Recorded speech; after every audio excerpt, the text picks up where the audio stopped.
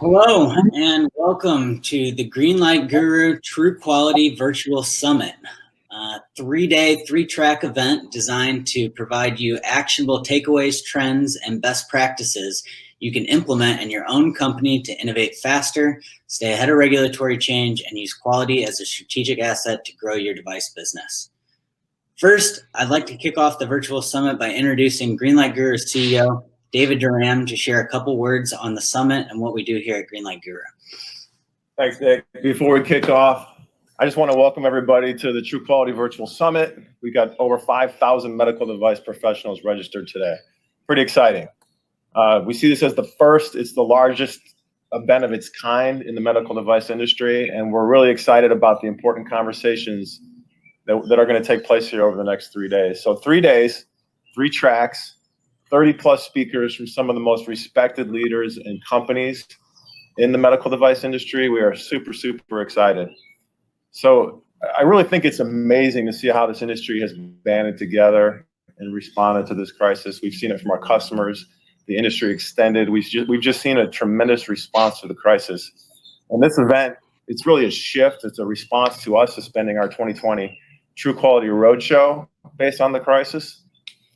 And our perspective really is that this is a continuation of our commitment to educating the industry and keeping everyone up to speed. That's something that we take seriously. We put a lot of work into that with Nick and his team. And so far, the feedback that we have from the speakers and the content has been really amazing. I hope you're ready for 3 days of learning, inspiration, and connects.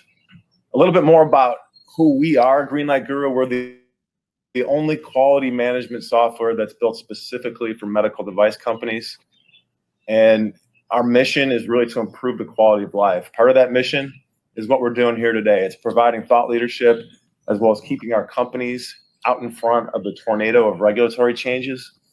And then from an industry perspective, we continue to enable this shift away from paper systems and disconnected general purpose legacy solutions to purpose-built just for medical device companies. I want to say thank you to all of our amazing sponsors that helped us put on this event. Really too many to name all of them, but you're going to be hearing from those guys over the course of the next 3 days, and we really hope that you enjoy the summit. Nick. Thank you, David. As David mentioned, my name is Nick Tittman. I'm the VP of Marketing here at Greenlight Guru, and I'll be your moderator for today's event. This session is on 4 quality system musts for MedTech startups to get products to market faster. We've got a really special presentation scheduled for you today. I know our speaker, Jon Speer, is really looking forward to covering how medical device startups can treat their quality system in a similar fashion as the development of a medical device, building it as they go. Before we get too deep into today's presentation and introduce our speaker and Greenlight Guru, I'm going to touch on a few items real quick. First, the session is going to run for about 45 minutes in total and will include a Q&A session at the end where Jon has been kind enough to answer all your questions. So I encourage you to submit your questions throughout the presentation, and they come up in the box on the right-hand side, and we'll get to as many of them as time permits. The entire session is being recorded, and you can download the slides right here on the page today. Once the session wraps up, there's a 10-minute break before the next session goes live. If you're interested in getting an inside look at the changes to the new ISO 14971-2019 from a member of the Standards Working Group, I encourage you to make sure you're registered for the next session and use your unique link to tune in. If you aren't already signed up, you can register for the next session and over 20 others at virtual/summit.greenlight.guru. Now on to the bulk of today's presentation. Let me give a proper introduction to your presenter today, Jon Speer. For those of you who don't know, Jon Speer is the founder and VP of QA/RA here at Greenlight Guru. He has over 20 years of experience in the medical device industry, specifically with quality management, product development, and product management at a multitude of different companies ranging from Fortune 500s to startups, where he's managed multiple projects and took device concepts through development, regulatory submission, and to market. His expertise in design and implementation of FDA-compliant quality systems. You might have seen some of his content contributions that have been published on industry sites such as Quality Digest, MedTech Intelligence, MedDevice Online, and many more. He's also the host of your favorite and most listened to podcast in the medical device industry, the Global Medical Device Podcast. So without further ado, let me hand it over to Jon Speer. Thanks, David, and thanks, Nick. And it's a real pleasure and to have this opportunity to do this. I know we would all prefer to be face-to-face in these times, and this is the next best thing. So got a lot of things that are on the schedule for the next few days. Really exciting speakers. I'm looking forward to tuning into a lot of them myself. Today, to kick things off, we're going to talk about quality system must specifically. And I know before you roll your eyes, a lot of people kind of look at quality as something that they kind of have to do. I think it's really important for us as an industry to band together and realize there's an opportunity here. You know, if it's something we have to do, we're just checking boxes. Let's lean into this and figure out how to architect our quality systems in a way that allows us to deliver higher quality, safer products that are going to improve the quality of life. So certainly if you have questions after today, feel free to reach out to me. I read and respond to every email. There's my contact information, so feel free to reach out. Nick and David already talked a little bit about Greenlight Guru, but you know it's been an exciting journey over the past I guess 7 years now that we're working with hundreds and hundreds of medical device companies all over the globe to bring new and exciting medical products to market and help them with their quest to be focused on true quality and not just compliance as well. So let's get into the presentation. I have a few goals for you today. I got a lot of material, so I'm going to be flying through as much of this as possible. Certainly, as Nick mentioned, I encourage you to ask questions. We'll have a lot of opportunity to dive into those here in a few moments. But first goal is I want you to understand the most important processes that comprise your quality management system and the things that you must have early on. Yeah, I did say something about compliance. It is still important to make sure your quality system addresses compliance, but I want to help you understand what's important about your quality system so that you can move beyond that compliance. Second goal, I want to show you some tips, pointers, some things that I've picked up in my 22 years in this industry to help you get products to market faster while mitigating and reducing risk as low as possible, and also allowing you to focus your time, effort, and energy on your superpower, and that's designing and developing and manufacturing medical devices. So some few things we'll go through there. And then third goal is I want to help you build a bridge or make that shift from being a compliance only mindset to adopting a true quality mindset. I want to help you take that leap to looking at a quality management system as a burden, as an obstacle, as a challenge, as you know, a series of check boxes that you have to do to satisfy regulators, and help you shift towards embracing this as something that's going to make you a better medical device professional. So there's 3 cornerstones of my quality management system philosophy. The first is bootstrap. So I can imagine that those listening range from 2 people in a garage who have a cocktail napkin sketch and they're tinkering and prototyping their very first medical device to those who have been doing this for a long time. But for those that are earlier in your journey, sometimes this whole idea of a quality management system can be daunting. It can be terrifying, to be quite frank. And I encourage you, build this as you go. Make sure that you're focusing on where you are in that journey, and start with those core basic concepts and tenets of a quality management system. Make sure that your QMS is aligned with the product and the stage of your company as well as the milestones. Second tenet of my philosophy is keep it simple. I have seen so many times where a company will implement a quality system. It is compliant, but it is so overly burdensome. I mean, the reminds me of the first startup that I worked with many years ago. They brought me in to help shore up their quality management system, and what they had was, it met all the FDA and ISO 13485 requirements, but then when I saw the practices that were in place, there was a huge disconnect. The quality management system was built for a large company, and this was a 5-person startup. This was not a simple quality management system. So if there's too much stuff in your quality system, it's too much fluff, too many forms, maybe you should reevaluate it and try to simplify things. Keep your life as simple as possible. There is a path to do that.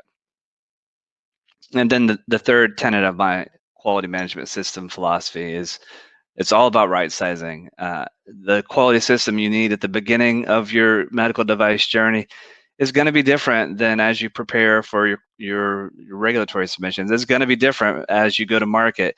It's going to be different as you have dozens of products in your portfolio. So this should be an evolutionary process, and you should always be focused on right sizing your quality management system.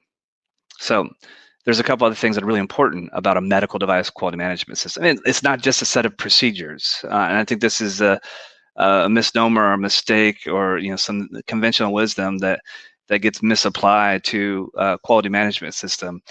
It's more than that. There are 3 key pieces that will make a quality management system work. And I want you to think about a quality management system. This is a way to run your medical device business. And in order for you to run your business, you need 3 things: people, processes, and technology. So when you leverage and you have good balance of your ecosystem of people, processes, and technology, this is going to allow things to flow much more smoothly through the entire product realization process. You're going to realize and gain some efficiencies. You're going to get better alignment within your functional groups: engineering, quality, and regulatory, manufacturing, and so on and so forth. Everyone's going to have better clarity as to who's responsible for what activities, and things are going to better flow, and you're going to realize this alignment internally. You're also going to realize this alignment with all the regulatory agencies, the EU and FDA and TGA and Visa and all the other parts of the world where you're bringing products to market. And ultimately, frankly, this is going to result in medical devices that are safer, risk adverse, more effective, which in the end, patients are going to benefit from that. So it's really important to think about how you architect your quality management system, because you do have to keep in mind compliance is a thing. It is something that you do need to address. You need to demonstrate to all the regulatory agencies where you plan to introduce your product into the markets, that your products are safe and effective, and they want to have assurance that you've done so in a way that aligns with those regulations that govern our industry. So you do need to make sure that you're focusing on the applicable regulations. Like, for example, if you're planning to bring a product to market in the United States, then focus on and make sure that your QMS addresses FDA regulations. Conversely, if you're looking to bring the market into Canada, well, Canada has some specific requirements that you need to address. You need to address the medical device single audit program. You need to be ISO 13485 certified. But I want you to think about this from a big picture perspective. I want you to think about it from the end in mind. It is entirely possible. And like, if you're planning to bring a product to market, maybe your initial focus is just the US, but maybe downstream you'll be looking at Canada or the EU or what have you. If you have that part of your strategy, your go-to-market strategy, then build your quality system with those things in mind on the front end, ideally, because it is entirely possible, and it's done every day, and our customers are doing this all the time, to build this quality management system that meets all of the criteria for all of the possible markets. So factor that into your decision-making process. All right, this is might look familiar to you. This is an image that comes from the FDA Quality System Inspection Techniques Guidance document. And I think this is a really important image to wrap your head around, because you'll notice at the center of this universe, if you will, is this idea of management. And I think it's really not just important from a regulatory, from a compliance standpoint, but I think it's really important from your business perspective that top management needs to embrace the importance that a quality management system plays in your medical device company. they're the center of that universe. They have to understand and be dialed in and connected to how effective your quality management system is. Get some value out of those management review meetings. Make sure that you have dashboards and analytics and tracking and trending of all of your different processes so that you can know for sure, for certain, what's happening in your world. All of the things outside of that management center of the universe, all the different areas that are focused, should be focus areas for you, are things like design controls and CAPA and production and process control and record management and so on and so forth. This is probably pretty familiar to you. This is a foundation, if you will, for your quality management system. So the quality management, I've seen this so many times before, unfortunately, where a quality management system that a company has in place actually becomes an obstacle and a barrier to get products to market. That is a mistake. You need to adapt your quality management system so that it enables you to get products to market faster, more efficiently, as well as to be safer products as well. It is entirely possible to do that. And if your quality system does not do that, then you should reach out to us. This is what we do for a living, www.greenlight.guru. Learn more about the medical device quality management software that's designed and built specifically for the medical device industry by actual medical device professionals. Again, I've been doing this for over 22 years. We have other gurus on staff that have been doing this for decades. So reach out to us. We'd love to help you shore up your quality system so that you can actually gain some benefit and some business value and help more patients in the process. So when you're in this go-to-market stage as a medical device company, there are a couple of areas that you should really be focused on.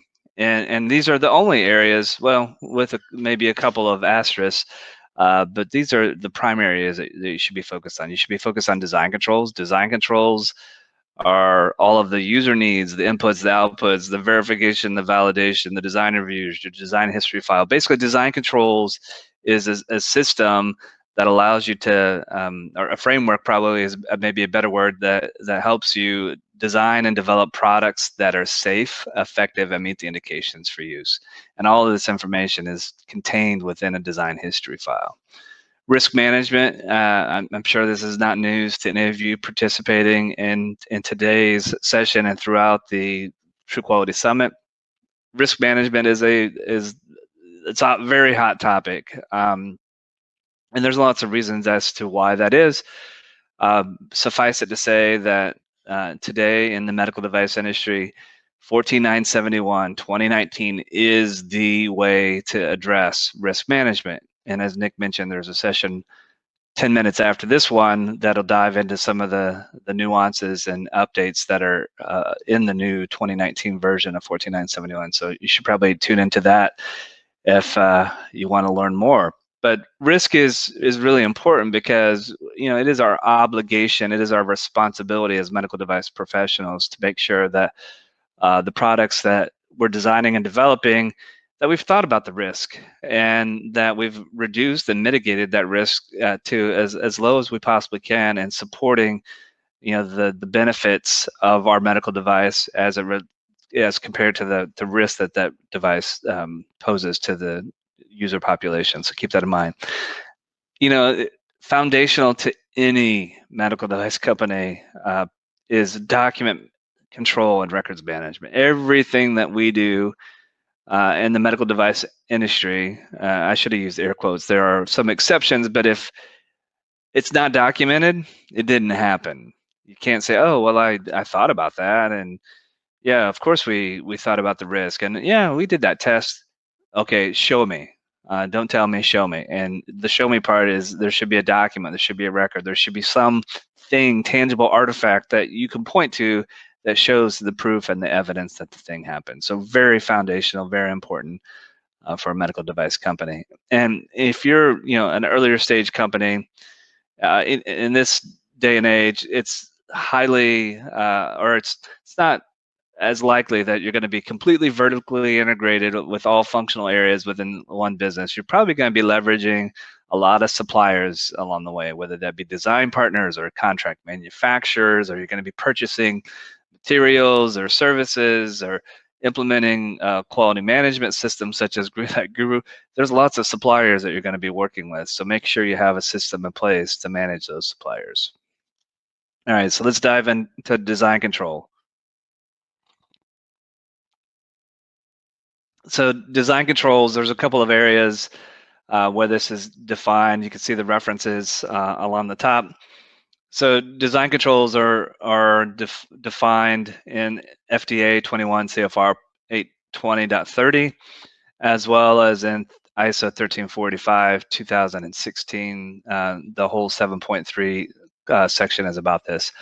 So there's lots of details that throughout the entire design and development process. And the good news here, when we talk about setting up your quality management system to align with all the regulations, the world agrees and is in sync and in harmony when it comes to the topic of design control. These are basically, they're not verbatim, but the intent, the idea, the requirements are very much in sync with one another. But there is some misconceptions, and yeah, I know I'm talking about design transfer. That's a later stage step in the design control process. But I think it's important, again, to think about where you want to be. And where you want to be is eventually getting your product into the marketplace, getting it through the regulatory clearances or approvals or whatever path that you're going through, but then also getting it to a point where you're manufacturing and then shipping products so that patients can benefit from those.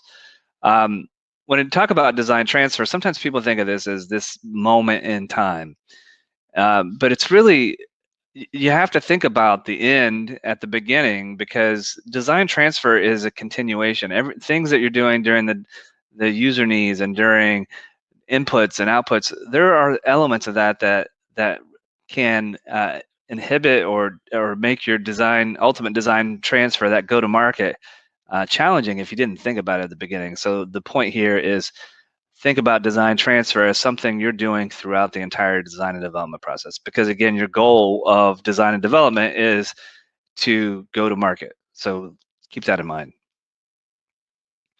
So let's get into some details of your design control process and what should be included and those sorts of things.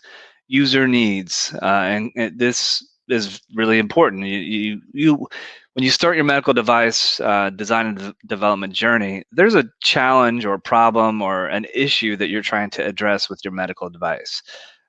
You have some sort of use or intended use that you need to claim that your product is going to address, and that intended use is really, really important with respect to future or downstage steps in dealing with regulatory agencies. So you have to think about that at the beginning. What problem are you going to solve? And this will inform everything that you do from a design and development standpoint. This will inform everything that you do from a regulatory strategy standpoint and a regulatory submission standpoint. So really important to get this dialed in early on. And with this, it's really important to also understand the user needs. Who's going to use it? Where are they going to use it? When are they going to use it? What's the environment? These all need to be captured and documented. Also need to start to define your design and development plan, and you know, there's a lot of flexibility here. I'm not implying with this that you need to do the user needs and then your plan. I'm also not implying that you do the plan and set it and forget it. Planning is a continual process throughout the entire design and development initiatives and even post-market.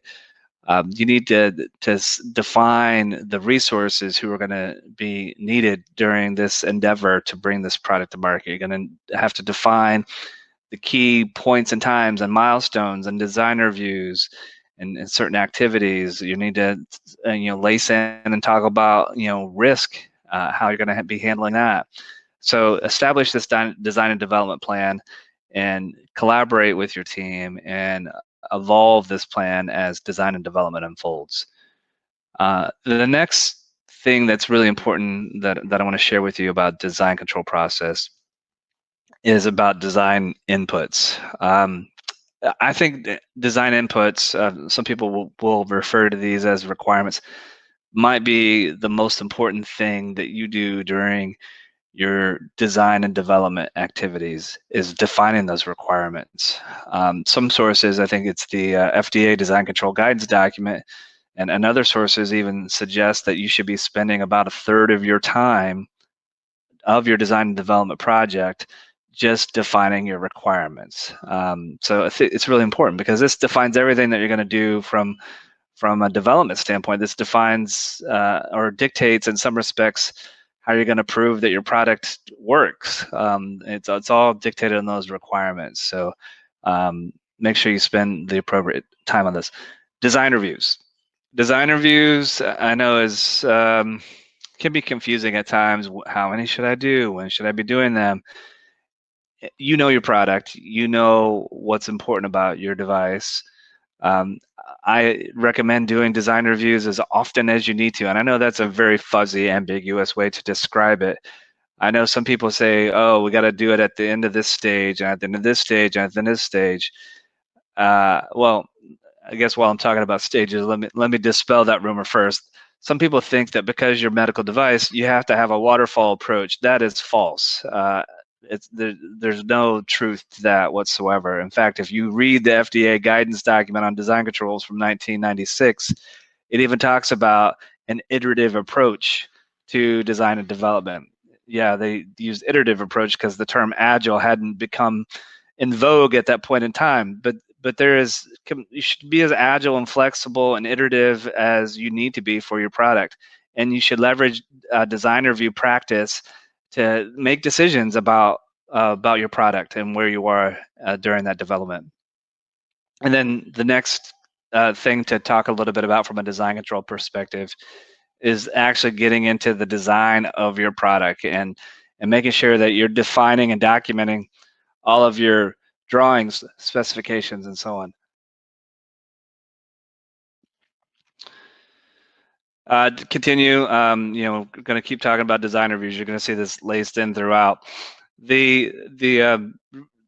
Talk a little bit about verification and validation because these terms create some confusion. And so design verification, a good way to think about it is that this is proof or evidence that you've designed your product correctly. According to regulations, design verifications shows that your outputs meet your inputs, or your design outputs meet your design inputs, or that your specifications meet your requirements. Again, you've designed your product correctly. Design validation, and this is why user needs are so important, because design validation goes back to the beginning, if you will. This demonstrates that your product meets the needs of the user. So if you didn't document those or define those well, how will you know, or how can you prove or have evidence to support that your design is validated? Yeah, you can't. So this is why those user needs are really, really important. But a better way to think about design validation is that you've designed the correct product. So verification, you've designed the product correctly. Design validation, you've designed the correct product. So said another way, you designed a product that actually addresses that indication for use and intended uses and those user needs. You've designed the correct product. So really important. I talked about documentation being foundational to a medical device company. Very important from a design control perspective. There needs to be documentation and records, and that information is contained within your design history file. So moving on, let's talk about risk management. Yeah, I know everybody's favorite topic. 14971, really important these days that we adapt and make sure that our practices align with the requirements and that standard.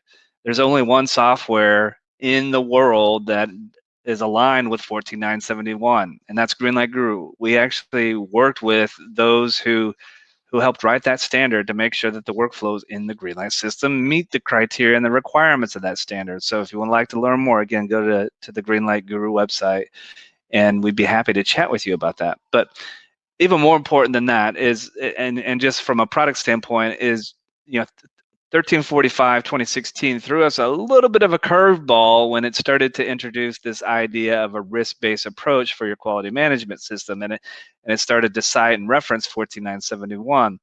And I think if you look at sort of a big picture approach from risk management, we need to make sure that all of our processes and procedures that comprise our quality management system have a risk-based approach. And that's really key. It's really important for the design and development of your product as well. So let's talk about, high level, super high level overview of risk management process. You need to define the context, if you will, the scope of what's entailed with this. And this is, specifically from a product perspective. And then you're starting to get into hazard identification and risk analysis and what happens if this goes wrong or what happens in this scenario and so on and so forth. Key thing to think about within a 14971 framework from risk management is that risk happens even if your product is used correctly.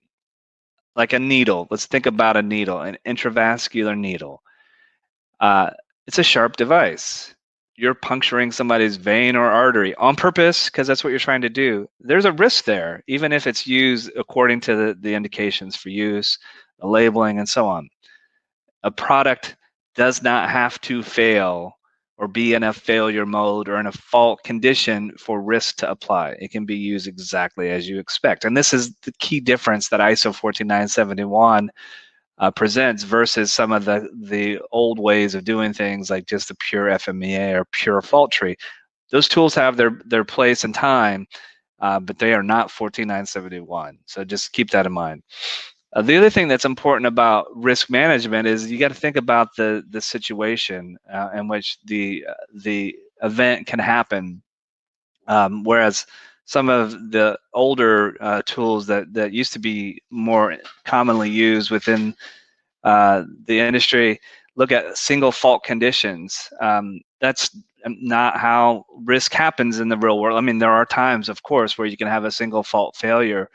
But think about that needle. I mean, there's lots of things that have to happen before there's a potential harm.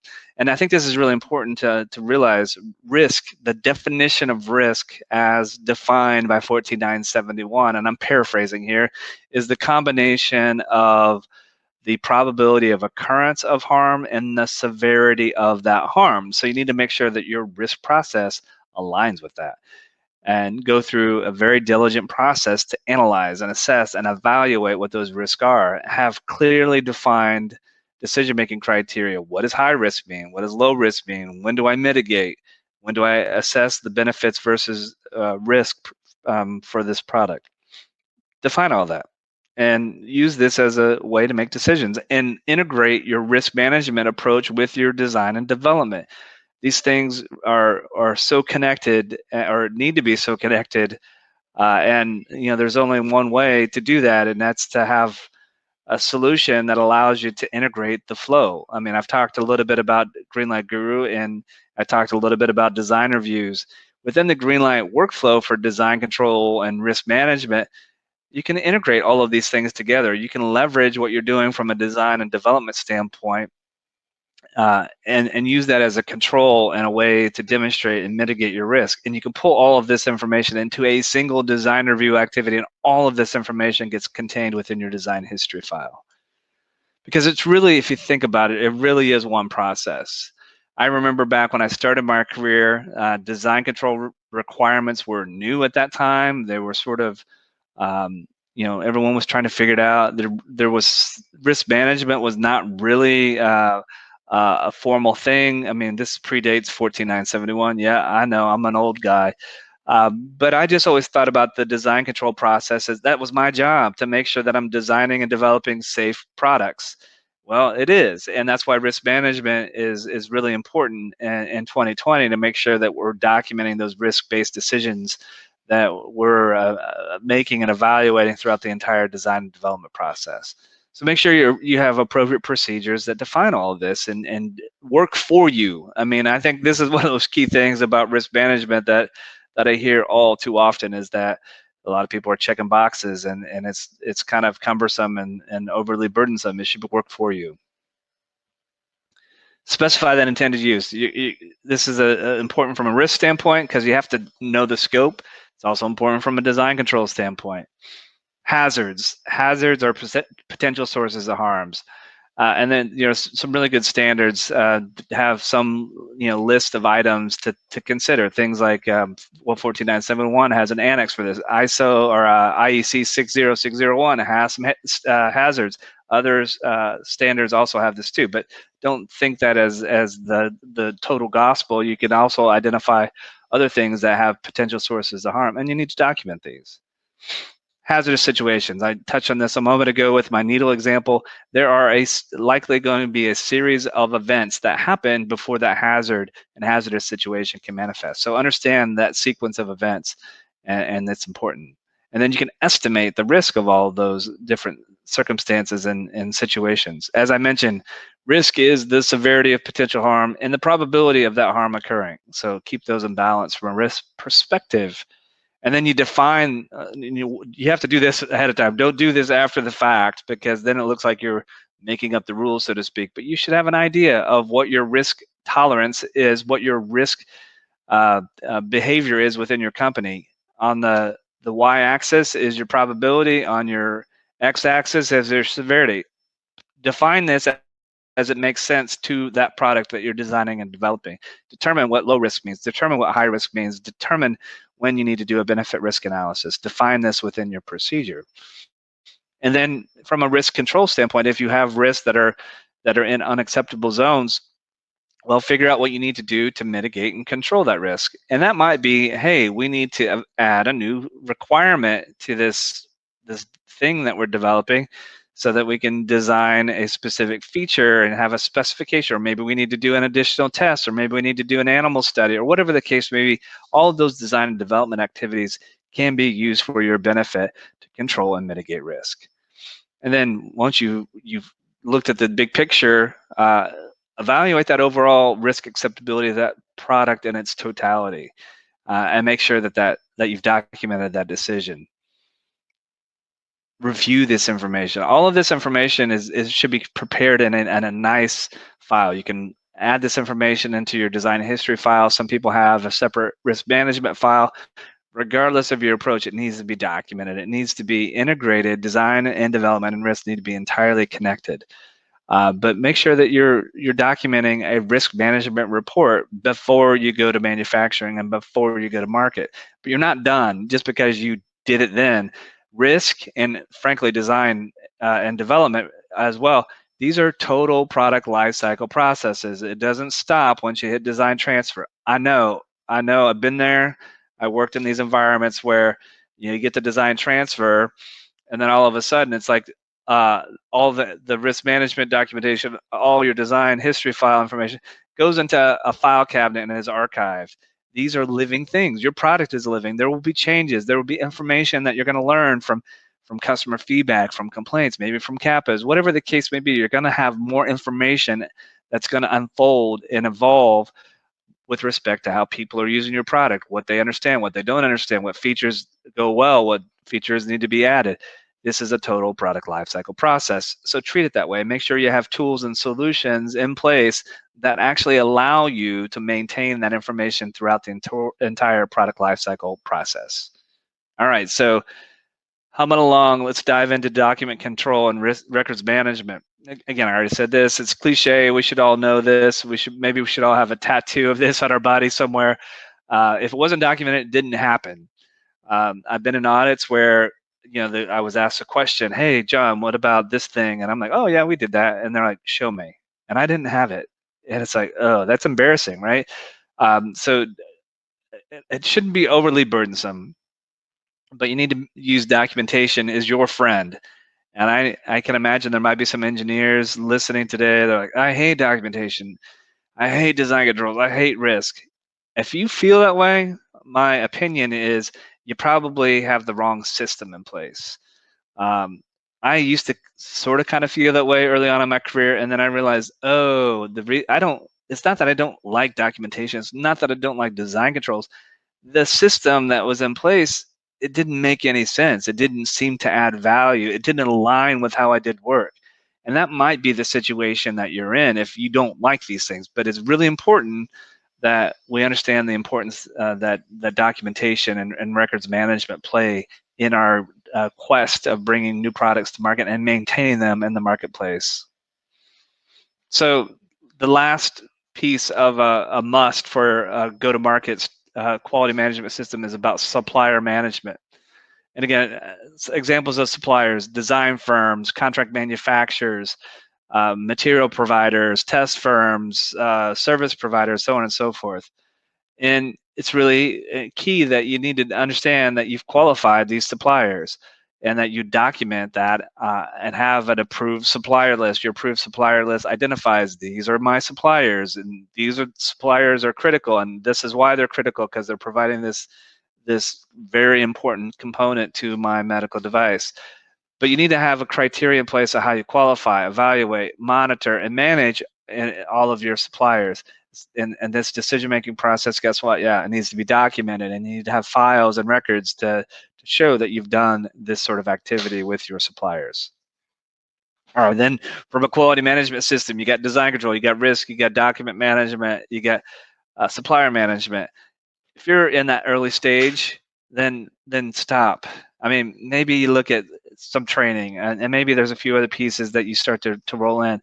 But in those early days, focusing on all these post-market quality management system criteria, it's just not value add because again, you got to be at right size of your quality management system. You need to bootstrap it, build it as you go, and make sure it's efficient. So there's a lot of options. I know sometimes people think, oh, let's just go the paper route. It seems like it's the cheapest, but that's not always the case, because you got to figure out where to store. You got to figure out how to manage. And when I say paper, even things like Google Docs and digital files and SharePoint and things like that, this is more or less replicating paper in a digital form. This is unwieldy and can be a little bit burdensome to manage. So it's really important that you design and architect your systems, including your quality management system, with as much rigor and intention as you do your medical device. Because again, your plan is to get this medical device to market. You need to make sure you have systems that enable that and keep that to be the case, because you will be subjected to audits and inspections at some point in time. I promise you, you will. And the things that you're doing now, that may not be audited for 2 or 3 years, but the things you're doing now will be subjected likely to an audit. And if you don't document it now in an effective way, then that's going to be a painful experience. Nobody wants to get a 483 observation from FDA or warning letter or an auditor, ISO auditor observation. It's just not a good time. So this is why Greenlight Guru frankly exists, is we built this with purpose. We built the solution to align with what are important to the medical device industry. So there's a lot more information here. You have the slide decks. We can go into line by line by line. I might have been a little ambitious with trying to deliver all this content, but Nick, I think it's important that we at least spend a couple minutes with some Q&A for folks. Yeah, absolutely, John. Thank you for the presentation. Really great information on how these startups can get their devices to market faster. We'll dive in. We'll just do about 5 minutes of questions here. Abdul asked, do you recommend having a single design input document or a multi-layered document? During the design input stage, we may not be ready with the desired specs and may update it eventually. How would you recommend we go about this? Yeah, it's a really good question. And I see a lot of people, I don't think you need to have multiple or separate documents per se. This is part of what we built into the Greenlight workflow, is to make it simple to organize the information based on how you do design and development. I think it's really important that all of your design inputs are in a single source of truth.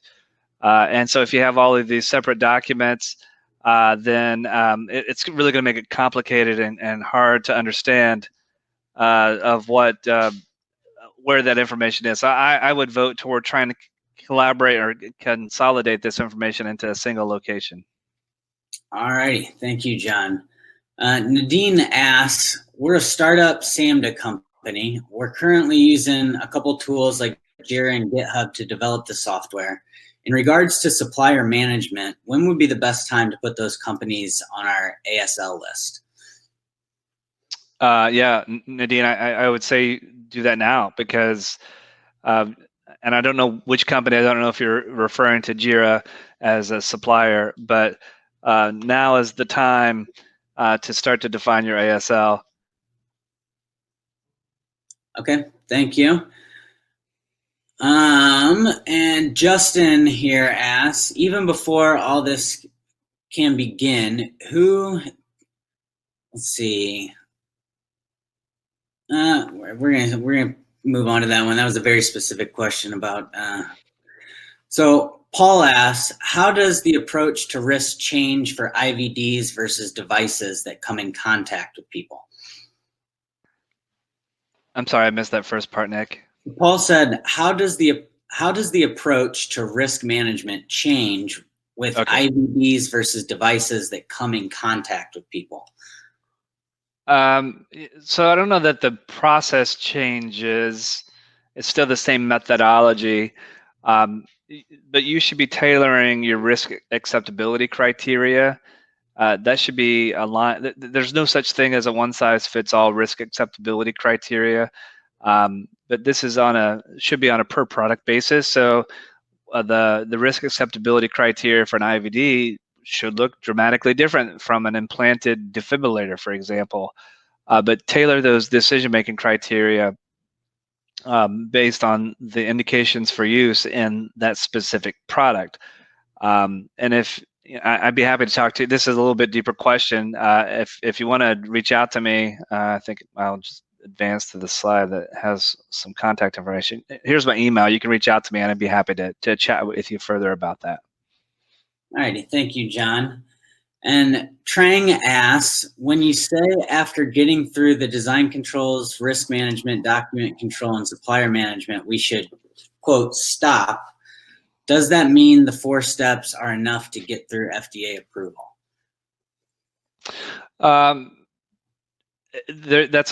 There's no such thing as a black and white answer to that question, and it's going to be highly dependent on what's involved in getting to that FDA submission process. For example, if your product is going to undergo some sort of animal study or even some sort of clinical evaluation, if you start to move into those types of activities, there's a good chance that more elements of a quality management system will be applicable to what you're doing. So again, this is about evolving your quality management system. This is about iterating. This is about understanding what stage your product and company are in. And it's also entirely possible that will be sufficient from a quality management system for a lot of medical devices that don't necessarily have to have animal studies and or clinical studies and those sorts of things. That might be enough from a quality management system up until the point where you submit to FDA or other regulatory bodies. And then once you submit, then you can start to build the rest of the quality management system for your go-to-market. We have I think, Nick, we have a presentation later this week on just that, right? Yes, we sure do. Go ahead and check the schedule to see when that one is coming up. I'm not sure exactly the time. Yeah, so in that presentation here in a day or so, do check the schedule, but I'll be going through all of the go-to-market strategy for your quality management system and even beyond go-to-market. All righty, thank you, John. Now, maybe just one or two final questions here.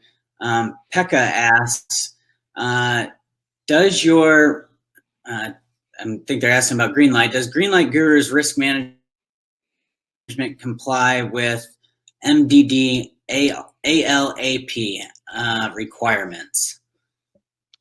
Yes, it does. ALAP as low as possible.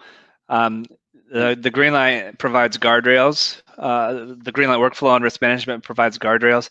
You define what that criteria means to you. But yes, it does align with as low as possible. All righty, and one final question here, John. I don't have the name of who submitted this, but they said, hi, could you please list a few do's and don'ts in DHF remediation, especially in terms of design validation? I'm gonna defer. Send me an email. I've been through DHF remediation, and I'll just leave it at this. But send me an email, and I'd be happy to dive in and find a few minutes to chat with you about some specifics. But I'll make this statement. If you are in a DHF remediation stage, that's not a fun place to be. And if you're an earlier stage company and you're wondering what that is, find out now and don't do it. In other words, make sure that you've defined your quality system to address design control risks, supplier management, and document management. Remediation means that something bad has happened. Maybe it's been an internal audit. Maybe it was an FDA inspection. Maybe it was an ISO audit.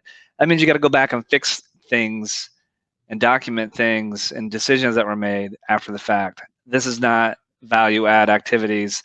I'll just say once upon a time as a consultant, I was brought in to do some DHF remediation.